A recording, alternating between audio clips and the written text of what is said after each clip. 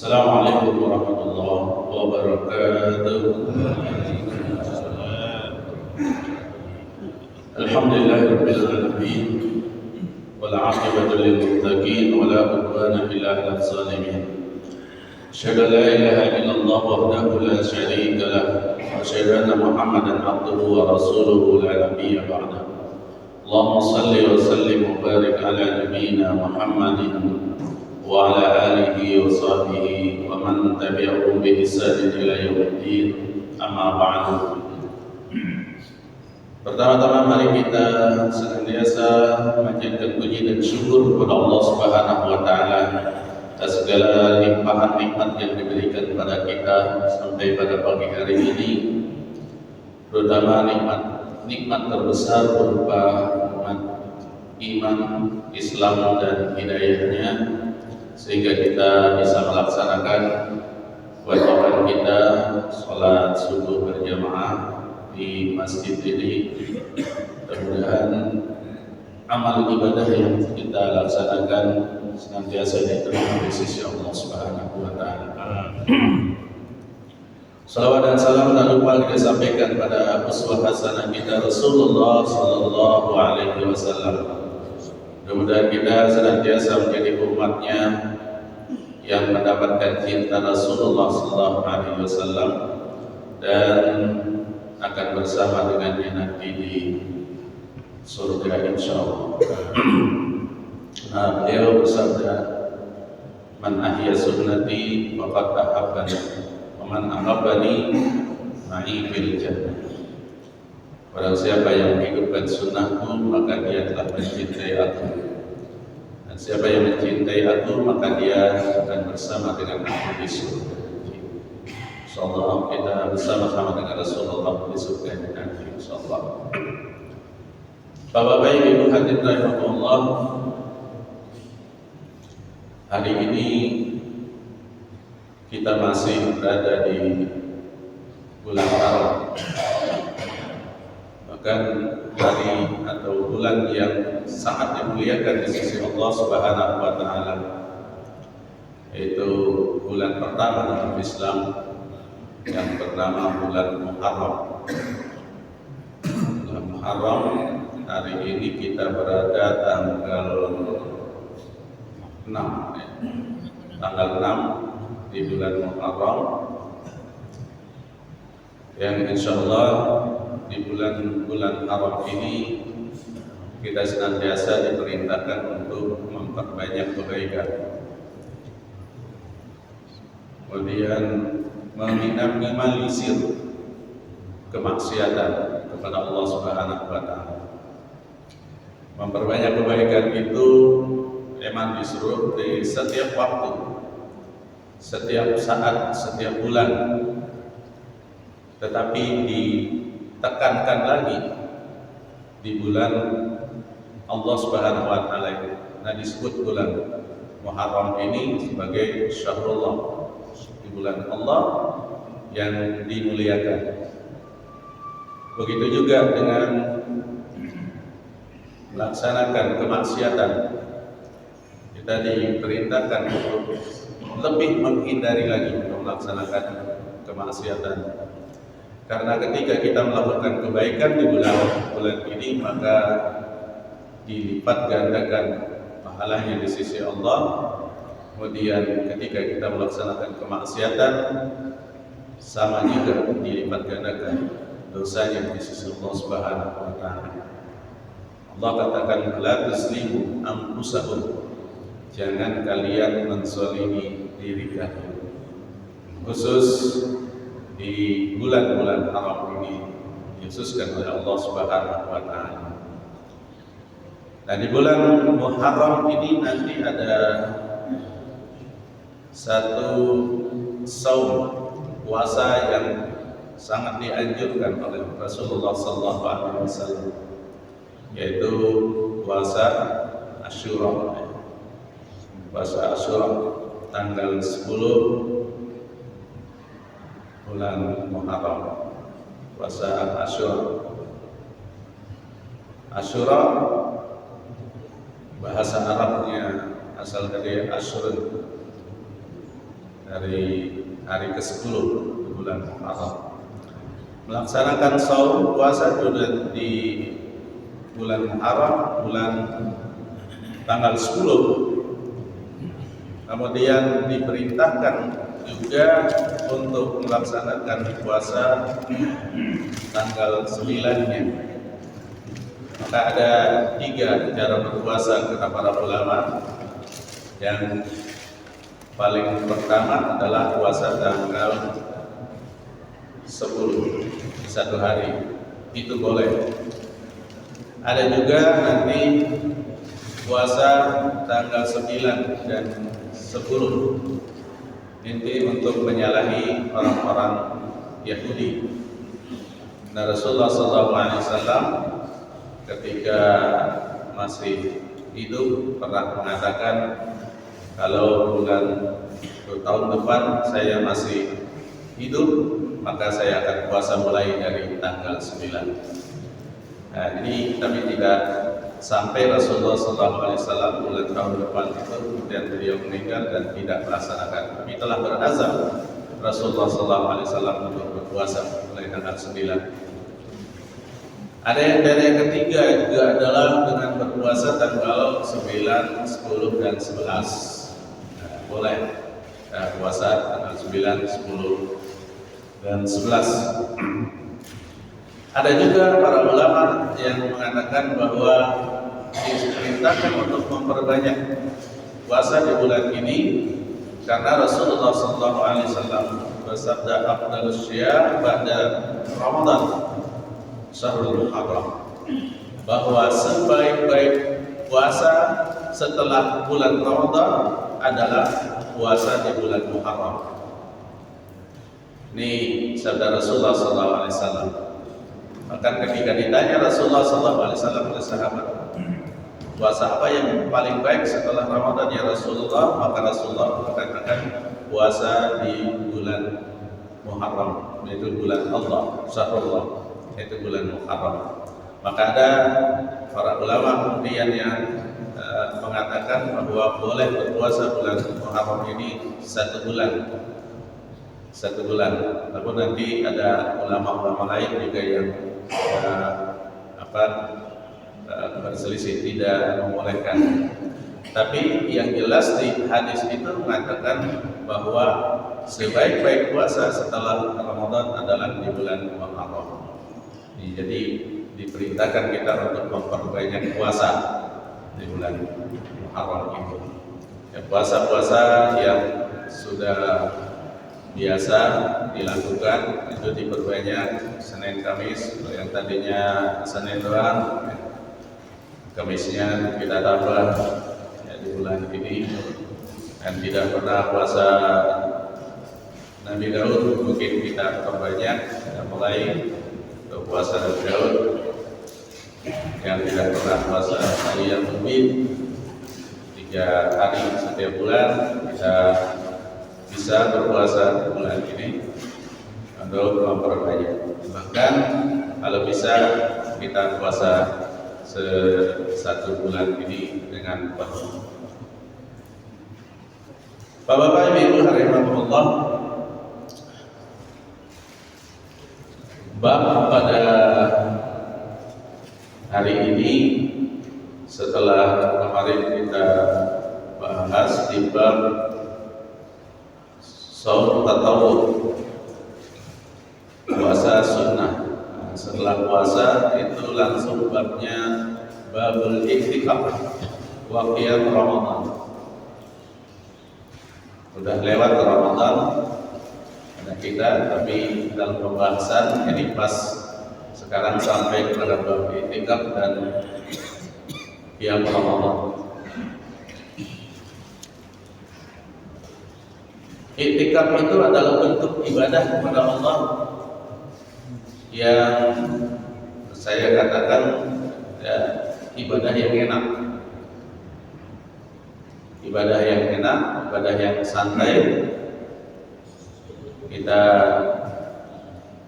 berdiam di masjid dengan niat untuk beribadah, dengan niat yang sudah ditentukan waktunya. Mau berapa lama? Mau 1 hari, 1 malam, 1 minggu, terus 1 bulan. Ya, dengan niat beribadah kepada Allah Subhanahu wa taala. Bahkan ada beberapa yang mengatakan sesaat pun boleh. Niat. Saya datang ke sini, masjid ini, kemudian belum masuk waktu, yang masih ada waktu sekitar setengah jam atau 15 menit, udah niat i'tikaf. Niatkan saja untuk i'tikaf. Itu sudah menjadi ibadah. Kita niat. Nah, i'tikaf yang dilakukan Rasulullah SAW dengan cara sempurna itu adalah setelah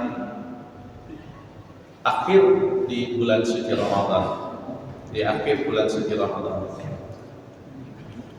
Dalam hadis yang pertama di kitab ini, maka yang disampaikan di sini adalah hadis yang biasa kita dengar di bulan suci Ramadan. Man qama ramadhana imanan wa ihtisaban ghufira lahu ma taqaddama min dhanbi. Barang siapa yang beribadah bulan Ramadan karena iman dan karena hendak mendapatkan ganjaran, niscaya diampunkan baginya dosa-dosanya. Siapa yang beribadah karena ini ada kaitannya dengan i'tikaf yang biasa dilaksanakan Rasulullah SAW di akhir Ramadan, terutama di 10 akhir bulan suci Ramadan. Hadis ini sebenarnya ada kelanjutannya, ada 3. Saya baca dalam satu kitab. Pertama adalah man shoma ramadhana imanan wa ihtisaban, puasa. Kemudian yang kedua baru hadis ini, man qama ramadhana imanan wa ihtisaban. Yang ketiga, man qama lailatul qadri imanan wa ihtisaban. Ini 3 dalam rangkaian hadis itu. Siapa yang puasa bulan suci Ramadan dengan penuh keimanan, maka terhapuslah dosa-dosanya yang sudah lalu. Siapa yang beribadah bulan suci Ramadan dengan penuh keimanan, maka terhapuslah dosa-dosanya. Nah, maka termasuk i'tikaf ini yang dilakukan Rasulullah SAW itu dalam rangka qiyam Ramadan.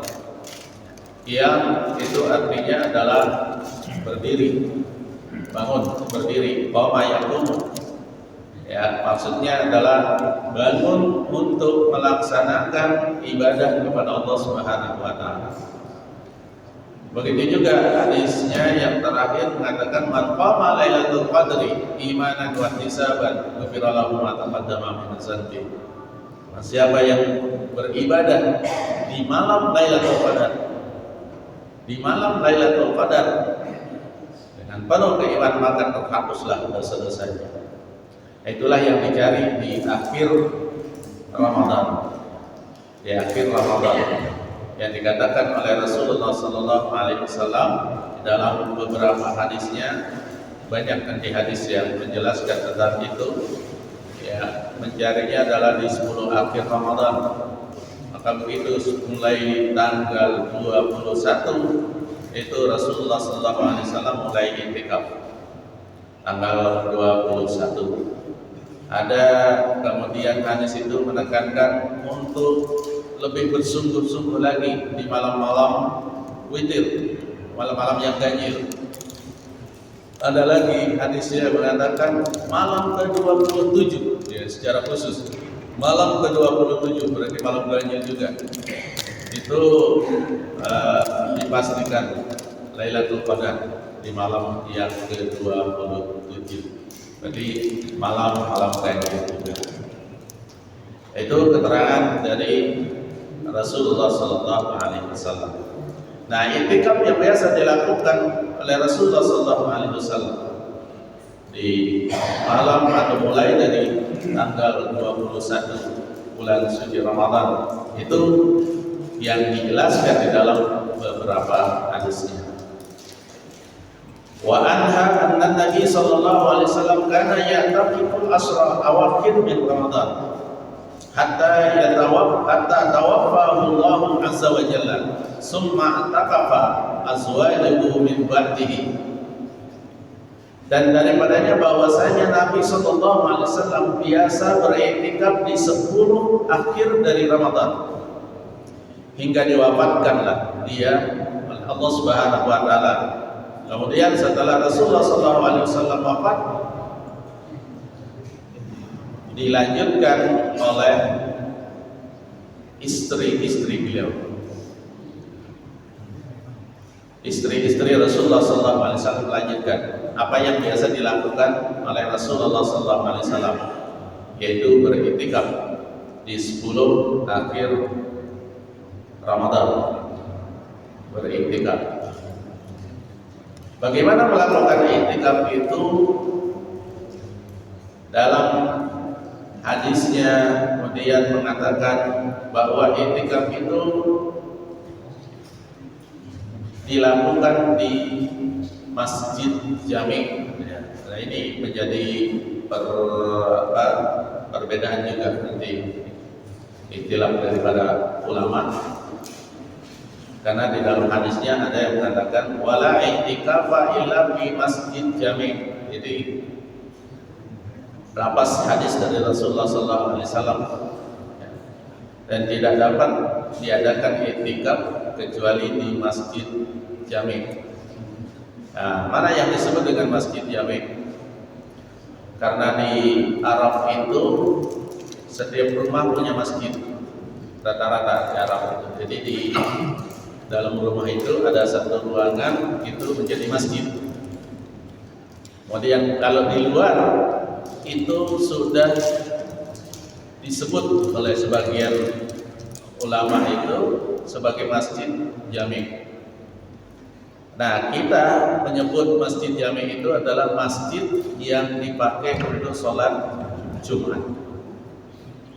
Kalau masjid yang tidak dipakai untuk sholat Jumat itu bukan masjid jami', atau biasa kita sebut dengan musola. Musola. Kalau kita jalan dari depan ke sini itu ada di sebelum Pengkolan, di sana itu ada masjid Gairu Jami', di pelaknya masjid Gairu Jami', masjid tidak jami'. Nah, sebagian ulama mengatakan bahwa semua masjid itu adalah menjadi masjid jami', walaupun tidak dipakai untuk sholat Jumat. Karena kalau di Arab itu dari dulu memang diperintahkan untuk bikin masjid di rumah, yang disebut dengan masjid yang bukan jami' itu sebenarnya tempat sholat yang khusus di rumah itu yang disebut dengan masjid. Ya. Atau mungkin dengan di kita saja di Indonesia yang ada musola.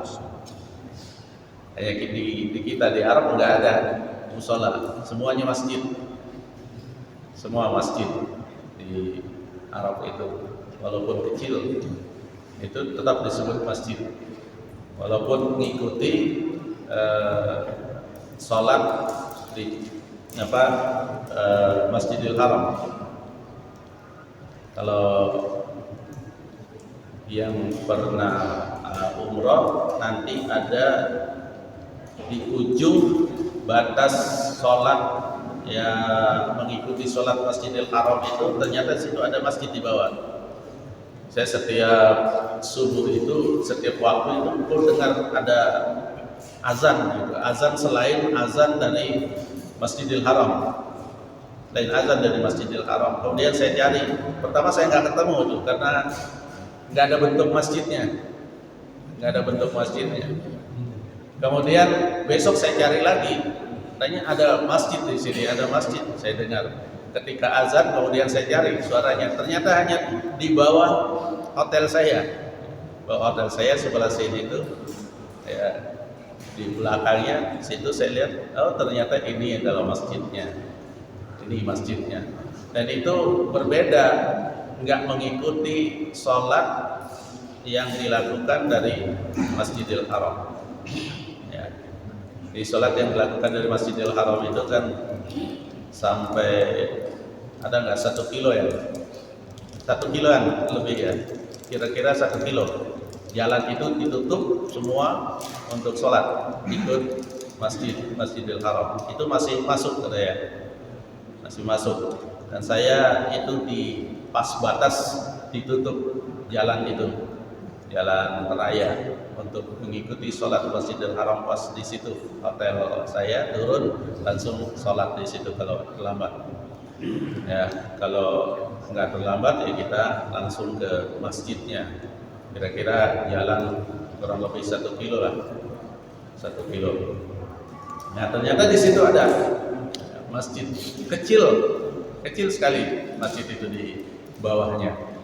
Jadi tetap itu disebut dengan Masjid Jami, walaupun itu di hari Jumat nggak dipakai, ya. Nggak dipakai hari Jumat.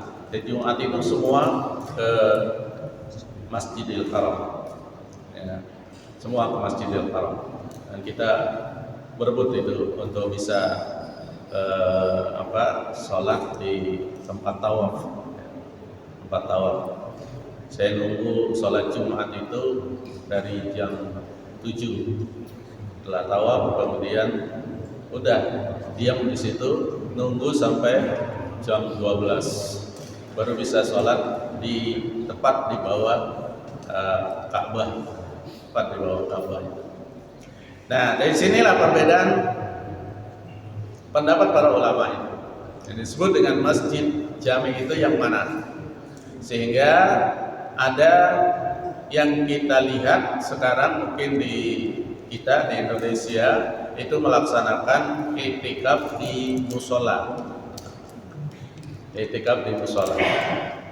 Termasuk di masjid saya dulu belum bernama masjid, belum dipakai untuk sholat Jumat, tetap dipakai untuk i'tikaf. Beberapa orang pada datang ke sana ngapain i'tikaf? Ya, i'tikaf setiap bulan suci Ramadan. I'tikaf ini bukan banyak yang mengatakan ini bukan Masjid Jami, nggak bisa dipakai i'tikaf.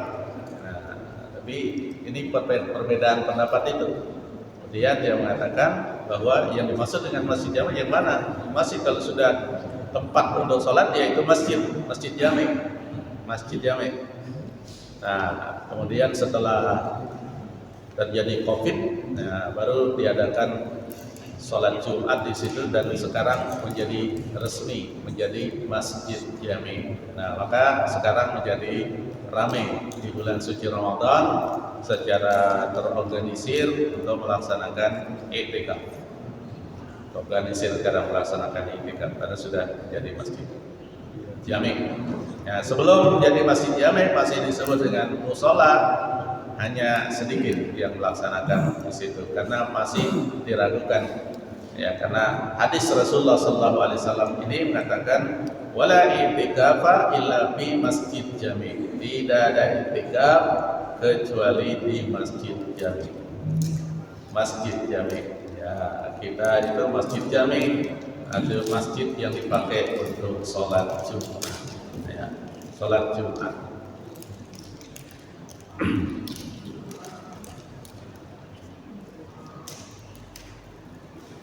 Wa anha qalat kana Nabi sallallahu alaihi wasallam idza arada an yataqifa shallal fajr thumma dakhala Makkah. Dan daripadanya ia berkata adalah Nabi sallallahu alaihi wasallam apabila hendak i'tikaf ia salat subuh kemudian ia masuk di tempat i'tikafnya. Biasa Rasulullah sallallahu alaihi wasallam itu mulai i'tikaf ternyata habis salat subuh seperti ini. Salat subuh seperti ini, kemudian mulai niat untuk i'tikaf. Niat untuk i'tikaf.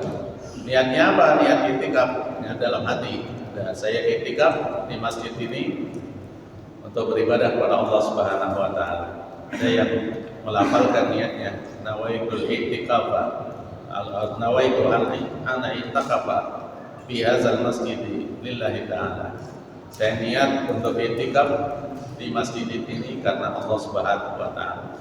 Jadi niat i'tikaf itu adalah rangka untuk beribadah. Nah, maka saya katakan ini ibadah yang sangat enak.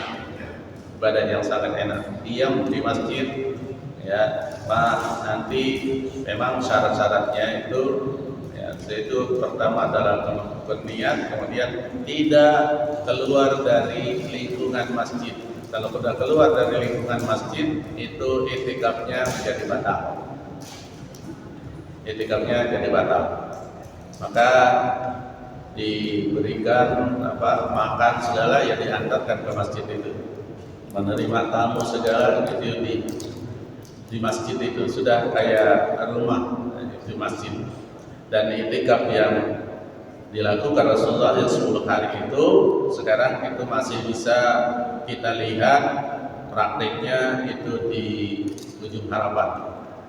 Ya, Masjid Ujung Harapan itu kalau 10 hari terakhir, ya, itu datang tanggal hari yang ke-20 itu datang, nanti itu mobil-mobil berdatang bawa kasur. Jadi di masjid itu penuh dengan kasur. Ya, masih kalau di Ujung Harapan itu mulai datang dari daerah-daerah Wonosobo, Salam, pada datang ke situ.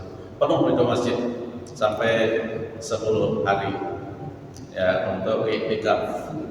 Jadi tidak keluar dari masjid sesuai dengan niatnya.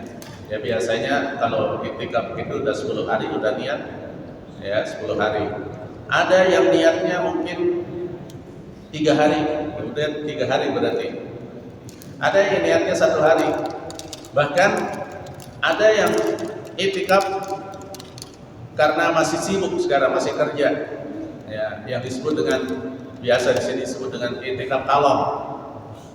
I'tikaf qalong. I'tikaf qalong itu apa? I'tikafnya malam doang. I'tikafnya malam. Pagi habis sholat subuh berangkat kerja. Nanti pulang lagi ke masjid itu. Nah, niat i'tikaf lagi. Karena kalau sudah keluar masjid berarti sudah batal i'tikafnya. Nah, masuk lagi kemudian harus niat lagi untuk i'tikaf di masjid. Ini namanya i'tikaf alam kalau kita istilahkan di Indonesia. Boleh saja. Bahkan kata para ulama itu tadi, sesaat pun masih boleh. Ya, saat pun masih boleh. Kita masuk ke masjid untuk mendapatkan pahala, agar dapatkan pahala, udah niat aja i'tikaf. Berdiam sebentar di masjid. Ya, berdiam sebentar di masjid. Karena berdiam di masjid itu semuanya adalah bentuknya ibadah. Kalau hadis Rasulullah SAW yang mengatakan nanti siapa yang ingin dihapuskan dosa-dosanya dan diangkat derajatnya, kata Rasulullah SAW, ya, perbanyaklah untuk jalan ke masjid, kemudian menunggu sholat setelah sholat, menunggu sholat setelah sholat. Itu ketik niat i'tikaf. Biasanya setelah sholat maghrib. Biasanya kalau di kampung itu, karena rumah jauh kalau di kampung itu, biasanya nunggu sampai isya. Sampai isya. Nah, nunggu waktu sholat itu. Itu kata Rasulullah SAW menghapuskan dosa dan meninggikan derajat. Menghapuskan dosa dan meninggikan derajat. Ya, walaupun dia sampai tertidur di masjid itu karena niat untuk beribadah. Tertidur di masjid itu karena niat untuk beribadah. Maka itu termasuk mendapatkan pahala. Ya, termasuk mendapatkan pahala. Maka tidur di masjid boleh kan? Tidur di masjid boleh, ya. Boleh tidur di masjid. Itu orang-orang i'tikaf semuanya tidur di masjid. Ya. Nah, kalau setiap waktu, setiap saat itu memang ada saudara-saudara kita yang mengajarkan, itu jamaah tabligh. Jamaah tabligh itu paling tidak 1 kali dalam seminggu itu harus ada i'tikaf. I'tikaf walaupun hanya 1 hari. 1 hari atau satu kali dalam 1 bulan. Ya, maka dia ada nanti jadwalnya. Ya. 1 bulan sekali 3 hari. Ya, rata-rata begitu. 3 hari dalam 1 masjid atau 2 masjid pindah-pindah. Ada nanti kemudian 40 hari. Nah, 40 hari itu 1 minggu dalam 40 hari. Ada nanti 4 bulan. 4 bulan itu sudah biasa keluar daerah, bahkan ada yang keluar negeri. Ya, keluar negeri. Itu dengan niat dari kegiatan pertama sudah diajarkan untuk niat untuk i'tikaf. Nah, selama dia khuruj itu adalah i'tikaf, disebut i'tikaf. Kemudian di situ ternyata dia tidak boleh memang pulang ke rumah, tidak boleh menemui siapapun keluar dari masjid. Ya, termasuk kalau ada keluarganya meninggal pun tidak pulang mereka, tidak boleh pulang, walaupun ada keluarganya yang meninggal. Ya. Itu karena mereka i'tikaf. Ternyata dasarnya adalah dari hadis ini juga, dari hadis ini. In kana Rasulullah sallallahu alaihi wasallam la yudkhilu alayya ra'sahu wa huwa fil masjidi wa warakiun wa kana la yadkhulul bait illa li hajatin idza kana mu'taqifan. Di Rasulullah sallallahu alaihi wasallam hulurkan kepalanya kepada saya, kata Aisyah, sedangkan dia di masjid waktu i'tikaf. Jadi Rasulullah tidak pulang ke rumah. Di rumah Rasulullah SAW itu adalah hanya beda dengan masjid, dengan temboknya. Kalau ada jendela itu berarti sebelahnya sudah rumah Rasulullah. Kalau mau disisir, Rasulullah hanya menggulurkan kepalanya, masukkan kepalanya. Di rumah ada Siti Aisyah, kemudian disuruh Siti Aisyah untuk menyisir rambutnya. Rasulullah tidak pulang. Rasulullah tidak pulang. Nah, ini berdasarkan ini maka tidak boleh pulang kalau sedang i'tikaf. Ya, kalau sedang i'tikaf itu harus berada di dalam masjid. Bahkan ada yang mengatakan nanti keluar ke halaman pun, kalau bisa jangan keluar halaman. Tetapi semua para ulama itu, jumhur ulama itu, yang disebut dengan masjid itu adalah masjid, kemudian halamannya juga termasuk masjid. Halaman-halamannya juga termasuk masjid. Jadi yang boleh itu sampai halaman masjid, sampai halaman masjid itu diperbolehkan kalau melakukan i'tikaf. Yang tidak boleh keluar dari masjid dan dari halaman masjid. Berarti ada batasnya. Kalau masjid Al-Falah ini di kiri kanan sudah ada batasnya. Ya, ada batasnya. Lalu kata Siti Aisyah, saya sisir Rasulullah SAW. Apabila i'tikaf, dia tidak masuk ke rumah. Kata Siti Aisyah, apabila Rasulullah i'tikaf, dia tidak masuk ke rumah. Kalau mau disisir, maka dia, kalau kita kadang-kadang mungkin ketok jendela yang tembus dengan rumah, ketok jendela, kemudian dibuka, disuruh untuk disisir, Nah, ini i'tikaf yang sempurna, i'tikaf yang sempurna yang dilakukan kalau mau. An Ibnu Abbas anna Nabi sallallahu alaihi wasallam qala laisa 'alal mu'taqifi siyamun illa ayyaj'alahu 'ala nafsihi. Dari Ibnu Abbas bahwasanya Nabi sallallahu alaihi wasallam telah bersabda, tidak wajib atas orang yang beriktikaf itu saum kecuali ia wajibkan dia atas dirinya. Yang maksudkan di sini adalah iktikaf itu bukan hanya orang-orang yang berpuasa. Tapi orang yang tidak berpuasa juga boleh i'tikaf. Artinya juga bukan hanya di bulan Ramadan waktu puasa saja untuk i'tikaf itu, tetapi di luar bulan Ramadan juga i'tikaf. Nah, kalau kita biasa mengadakan mabit, mabit itu panjangan dari malam iman dan takwa, malam iman dan takwa. Ya, seperti tadi saya ini dari masjid ini, masjid malam ditugaskan jadi imam qiyamul lail. Jadi dari Rawa Bugal, jadi dari sana malam masuk masjid, kemudian kajian. Setelah itu kita istirahat. Tadi bangun jam 2:30, mulai jam 3 sholat sampai kira-kira jam 4 tadi ya. Jam 4 saya baru berangkat ke sini dari jam 4 itu. Nah, itu mengadakan i'tikaf.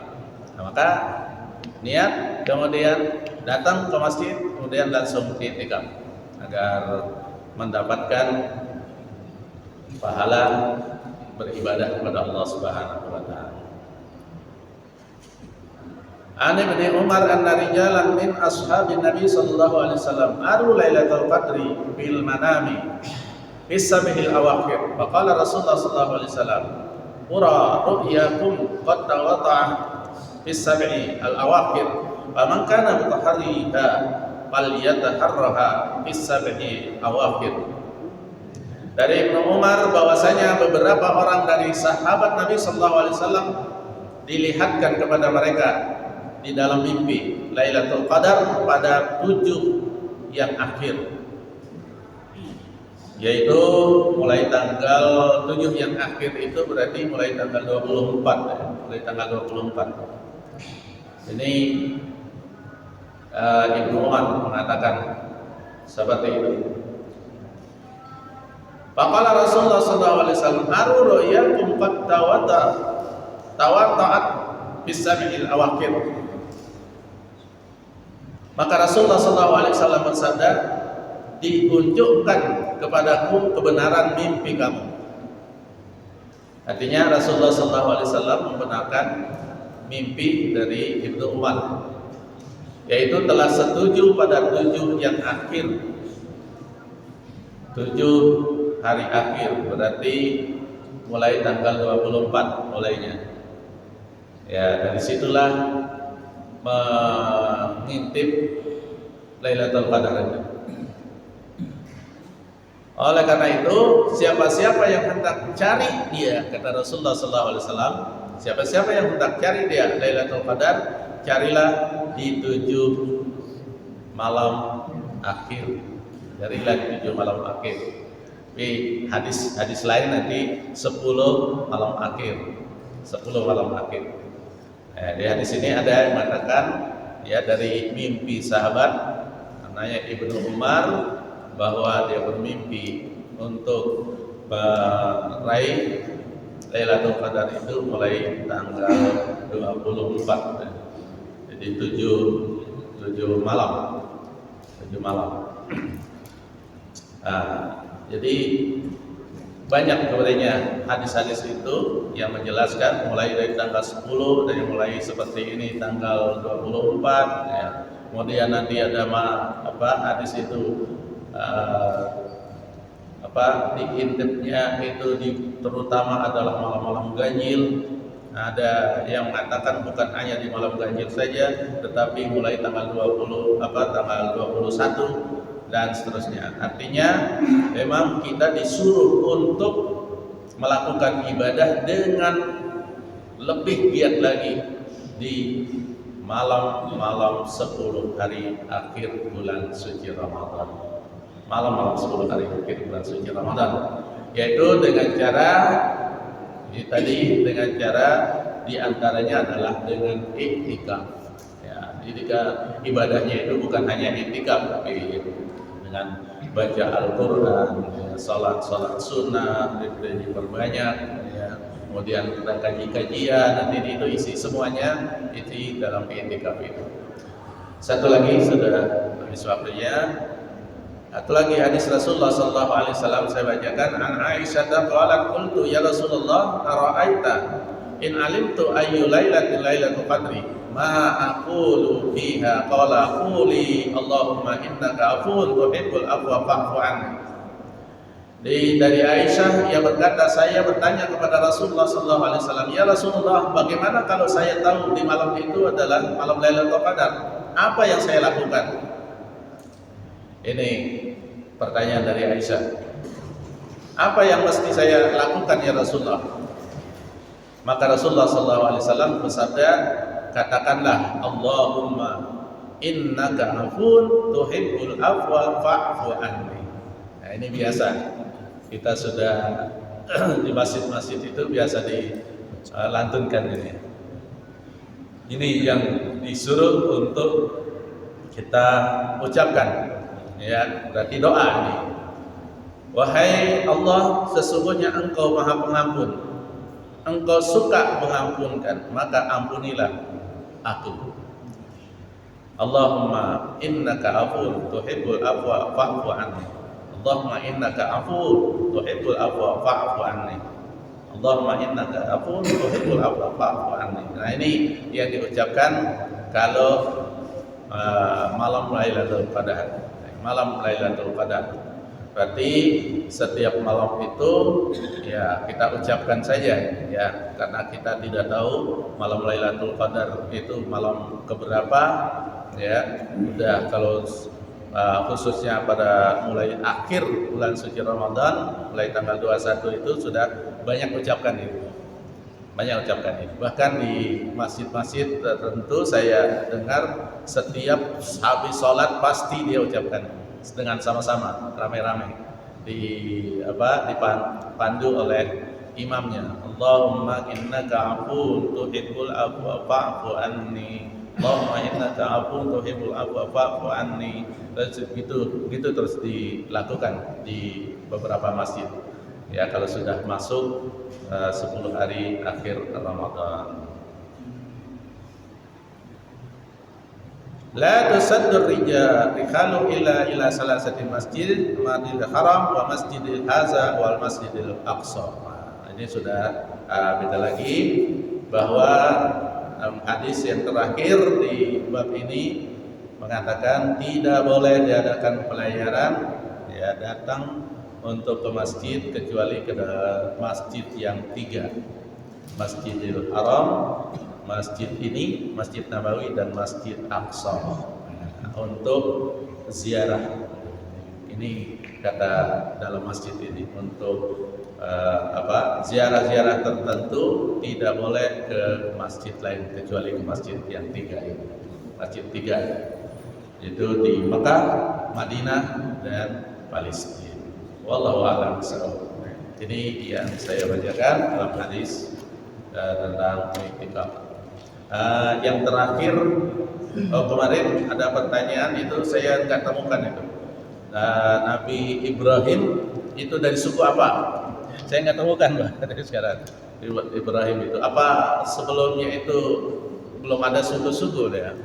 Karena suku-suku itu yang saya lihat mulai banyak itu adalah setelah pada Nabi Muhammad SAW di Madinah ya, dan suku Khazraj dan suku-suku lain, bahkan berpuluh-puluh suku memang setelah Rasulullah SAW, dan orang-orang itu sesuai dengan sukunya pada waktu itu ya, perang antara satu suku dengan suku yang lain itu siapa yang menang, siapa yang kuat, itulah yang berkuasa pada saat itu. Tapi saya cari Nabi Ibrahim itu sukunya dari mana, saya nggak temukan. Nanti masih bisa jadi PR ini, masih jadi PR. Nabi Ibrahim itu dari suku apa? Wallahu a'lam. Assalamualaikum warahmatullahi wabarakatuh. Waalaikumsalam warahmatullahi wabarakatuh. Ustaz, dalam sejarah Islam pada bulan Muharram ada beberapa kejadian yang tidak pernah dilupakan oleh umat Islam. Yang pertama, Allah menyelamatkan Nabi Ibrahim Ibrahim alaihissalam dari Api Unggun Raja Allah. Yang kedua, diselamatkannya Nabi Nuh dari banjir besar dan selama 6 bulan berkabung di lautan. Dan yang ketiga, diselamatkannya Nabi Yunus dari perut ikan selama 3 hari. Sedangkan di Indonesia 10 Muharram atau salat 1 Asyura sebagian orang merayakannya sebagai lebaran anak yatim. Pertanyaannya, apakah ini ada tuntunannya dalam hadis? Mohon penjelasan Pak Ustaz. Terima kasih. Ya. Baik. Ya, tadi sebenarnya saya mau sampaikan juga ya.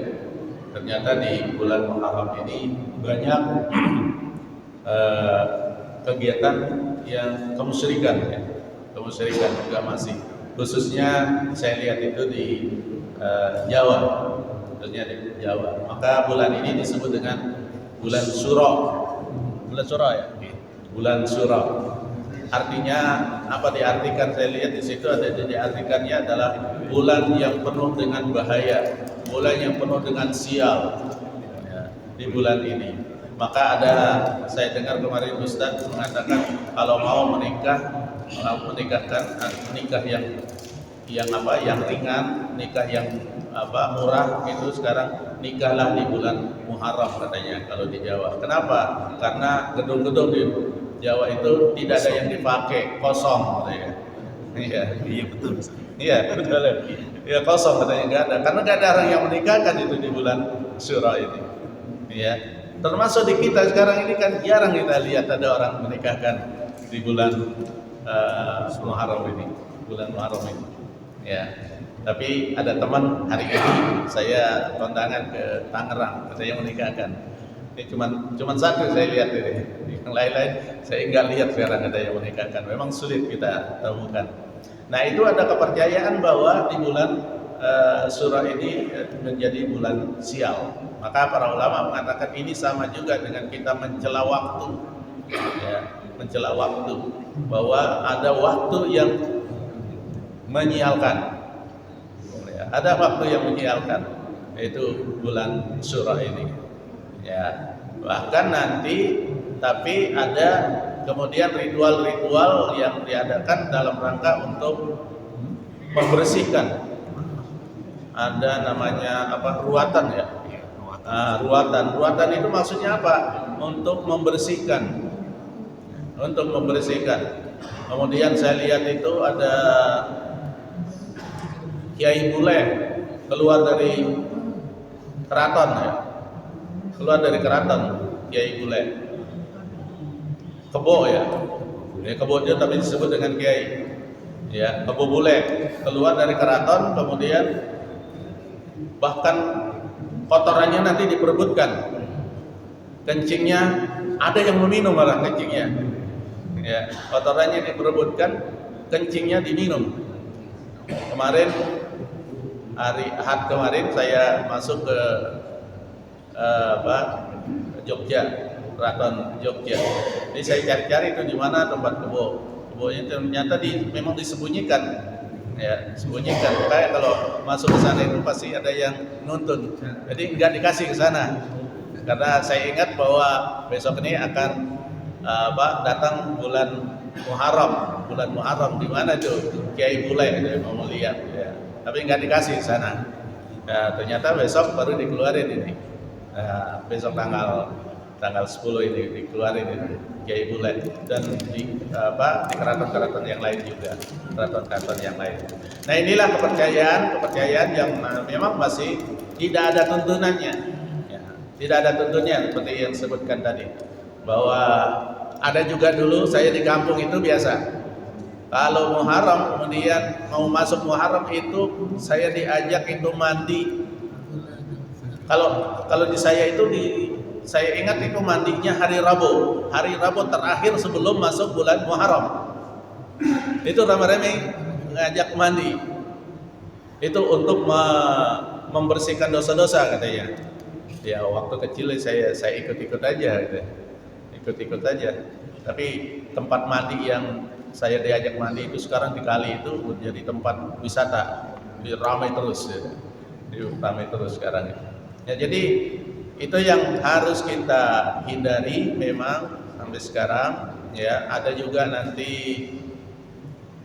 mandiin keris ya, ada mandi keris. Kemarin juga ada yang bertanya ke saya, tapi kalau kita mandiin keris boleh kan katanya? Dia boleh-boleh aja mandiin keris, dia bilang. Tapi niatnya untuk apa? Terus kenapa mandiinnya hanya di bulan Muharram saja? Dimandiin keris ya tiap waktu aja, mandiin tiap hari juga nggak apa-apa gitu ya. Tiap hari juga nggak apa-apa.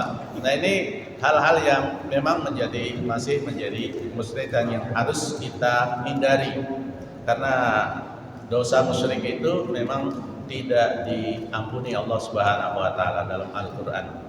Innallaha la yaghfiru an yushraka bihi wa yaghfiru ma duna dzalika liman yasha.